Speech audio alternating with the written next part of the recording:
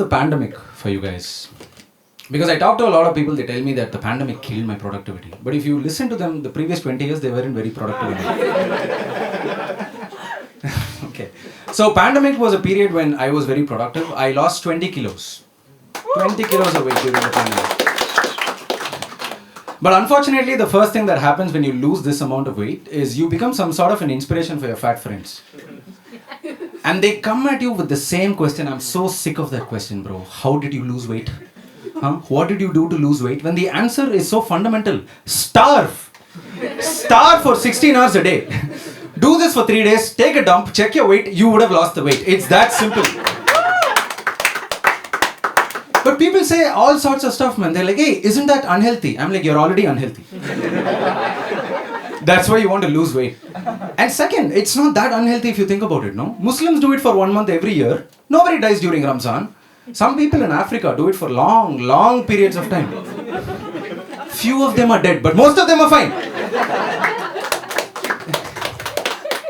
I think it's that word, man. Starvation. That's the problem, right? When people listen to starvation, they're like, oh, crap, starvation. But if you replace it with something a little more sophisticated, no? They'll embrace the idea.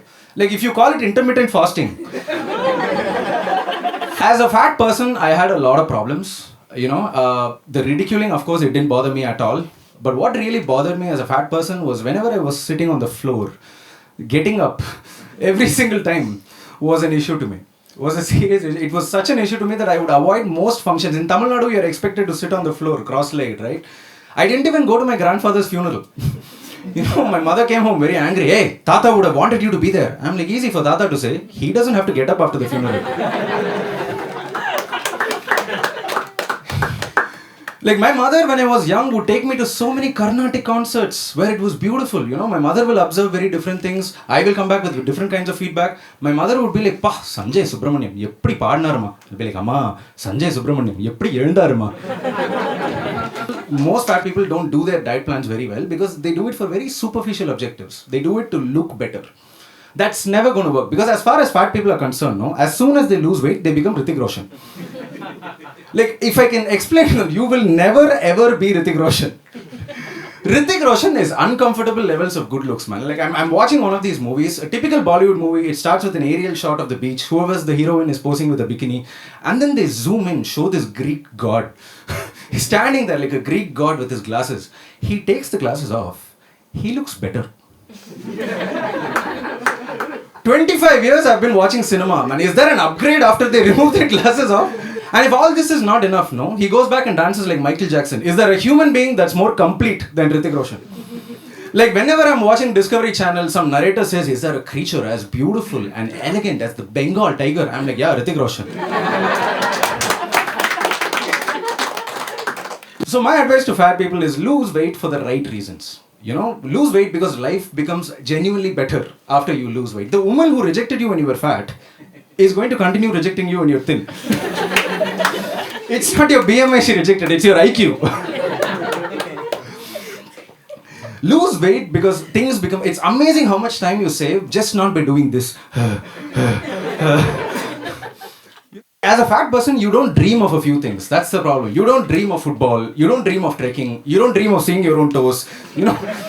These things you don't do. But after losing weight, it's totally possible. Like trekking is something I thought I wouldn't be good at, man. But the first trek that I went to, it turns out I was one of the best from the plains. I was one of the best from the plains, but my overall ranking was 7. 6 Nepalis and me. Because when it comes to trekking, you don't compete with the Nepalis. What we call trekking, they call walking. So I went on a trek recently, like after all of this losing weight. I went to a trek that India Hikes described as a medium level. But then I went on a trek to realize that it's a bullshit trek. It's one of the easiest treks I've done in my life. Like one day in my office, there was no electricity. And the trek that day to reach my 14th floor office was harder than this Himalayan trek that I went and did. So, but it was still fine because, social interactions, there were people from all over the country. I was having a very, very good time. I was absolutely fine until there was one incident on the top. One of the guys who completed the treks, went and hoisted the Indian flag. I'm like, what does this asshole think he's achieved? Does he think he climbed Mount Everest? It's the Indian flag, it's not himself. The entire country he's embarrassing. I'm like, somebody kill him before he takes that photo. I would have pushed him off the cliff, but the trek was so easy, the fall won't kill him. Like, what if someone else sees it, man? What if Nepali see it? 1,200 meters, and I'm a proud Indian. Nepalis will be like, bitch, we live in that altitude. But anyway, it's very important because I've been doing this for about 5 years. Stand-up is actually the first real skill I tried to build in my life. But there's one particular skill that I worked on, and dare I say I got very good at. Shoplifting. Stealing mainly chocolates from the nearby departmental stores. Enough time I invested in it, I got a return on investment, super. With every skill there comes a point when you really have to test it. I got that point too, where I had to go in with my cousin Nithya. The challenge being that both Nithya shouldn't notice, the shopkeeper shouldn't notice. Nithya was talking to the shopkeeper for some reason. I didn't bother why. I went in, did my business, dairy milk in my pocket. I'm walking out with Nithya thinking I should do this for a living. That's how good I am at this. And exactly then Nithya looks at me. She's like, how many did you take? I'm like, what? How many did you take? I'm like, I took just one. It's like, idiot. Why do you think I was talking to the shopkeeper for so long? Like at that point it first hit me, like girls are not who I thought they were. But most skills or most things illegal come to an end when people get caught. Otherwise I'd be peddling ganja now. I won't try stand-up comedy now. I also got caught. My school taught me a lot of things. My school taught me Newton's 3 laws. My school taught me Pythagoras theorem. But it didn't occur to the idiots to let me know there's a new technology called CCTV. I found out in the worst way possible. I had a Kit Kat in my pocket. I was walking out exactly then when Akka comes to me. Thambi, wait. Everybody, gather round. I'm going to show you a magic trick.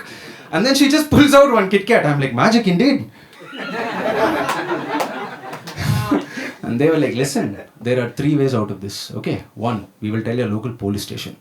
2, we will tell your school. 3, we will tell your parents. I'm like, 1 plus 2 is equal to 3. You directly call my parents. Okay. But then I realized 20 years later, I should have said police station, no? I should have said police station, because what are the police dealing with? Rapists, murderers, chain snatchers, and suddenly one guy walks in, sir, this boy took Kit Kat, sir. Police will be like, what is complaint, pa? He took only one now.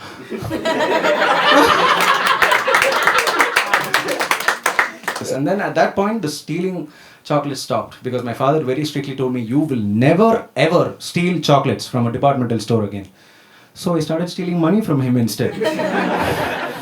I mean, if I'm able to do it in a departmental store where supervisor's only job is to look for people doing this, how hard can it be to steal from someone who's watching India versus Australia in the hall?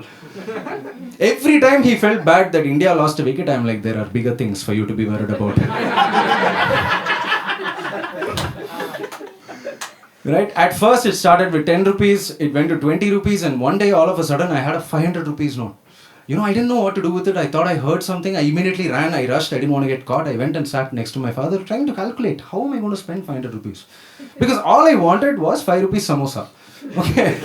5 rupees thumbs up. Okay. 10 rupees. So I can do this for 50 days. But what happens if I lose touch with stealing? I have to continue stealing, right? Only then I'll be good at it. So I'm thinking what to do. And exactly then India lost another wicket. And my father tells me he had a bet with his friend that if India ends up losing that match, he has to give his friend 5,000 rupees. He lost, and India were definitely going to lose that match, I could tell.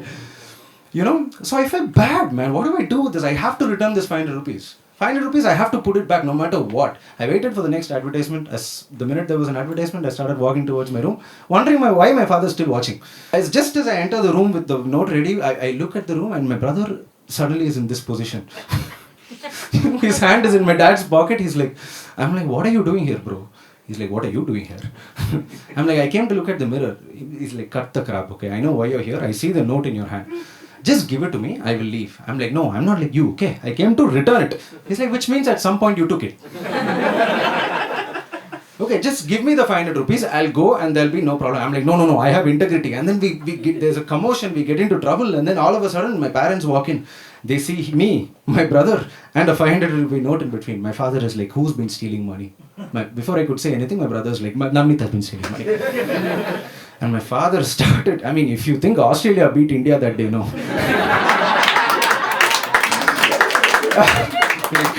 And while he's hitting me, he kept telling me, Dave, I just told you I'm losing 5,000 rupees today. Do you have any sympathy at all? I'm like, and then I would learn my biggest lesson in my life. Like 200 times in my life, I was an asshole.